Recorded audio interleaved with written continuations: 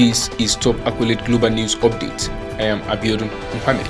North Korea said on Monday that its recent missile launches were simulated strikes on South Korea and the United States as the two countries held a dangerous war drill, while the South said it had recovered part of a North Korean missile near its coast.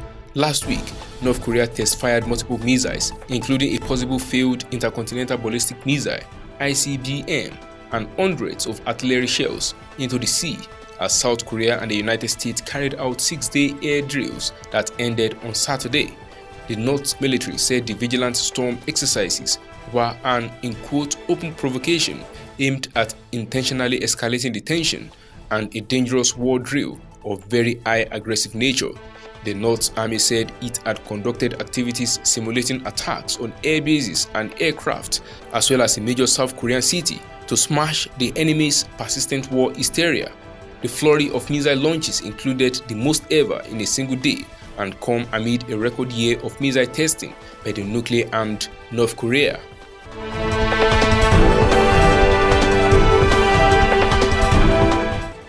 Ukraine's President Volodymyr Zelensky warned on Sunday against more potential Russian attacks on energy infrastructure, while the mayor of Kiev urged residents to consider preparing to leave temporarily if the capital lost water and power supplies.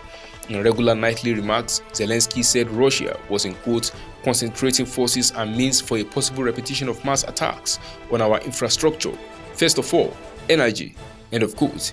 More than 4.5 million consumers were already without power, he added, amid concerns that support for Ukraine could waver as the war's impact on energy and food prices persists into winter.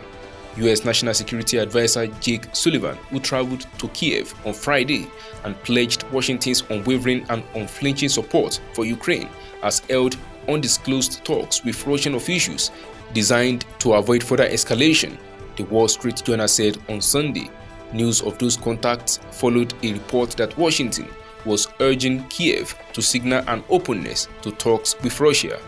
Presidential advisor Mikhailo Podolyak said earlier on Twitter that Ukraine would stand despite Russian attacks on its energy infrastructure by marshalling air defense, protecting infrastructure, and optimizing consumption to do so.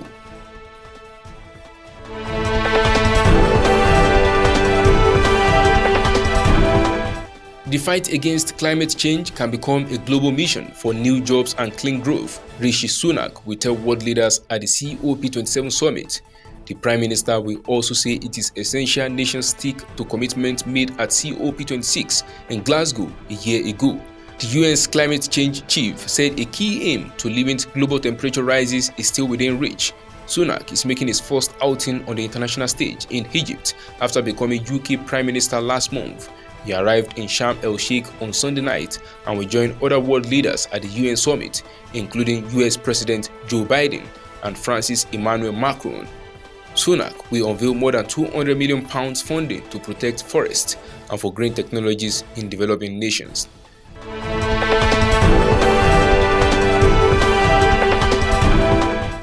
Elon Musk says Twitter users engaging in impersonation without clearly specifying it as a parody account will be permanently suspended. Twitter previously issued a warning before suspending accounts, but there would now be no warning, he announced in a series of tweets. The company's new owner laid off around half of the company's workforce at the end of last week. He also confirmed plans to allow users to buy blue-tick verified status.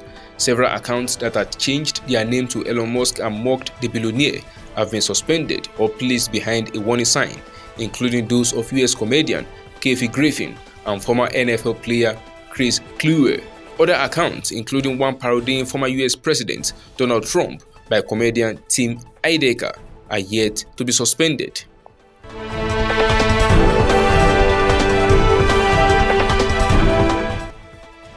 The sequel to the 2018 Black Panther film held its Africa premiere in Lagos, Nigeria over the weekend. In attendance were the film's director and co-writer Ryan Coogler, cast members Lupita Nyong'o, Daniel Gurira, Letitia Wright and Winston Duke, and Tenok Ueta-Major, the film's antagonist. The film tells of the Wakanda's fight to protect their nation from intervening world powers and a new formidable threat in the wake of King T'Challa's death. The soundtrack album Black Panther, Wakanda Forever was released on 4th November by Rock Nation Records, Def Jam Recordings, and Hollywood Records. It features a host of Nigerian artists, including Burna Boy, CK, Fireboy DML, Rema, Tems, Toby Nwigwe, and Fat Nwigwe, as well as other African acts. That is the size of top Accolade Global News updates. You can follow us on our social media platforms as displayed on your screen. Happy New Week!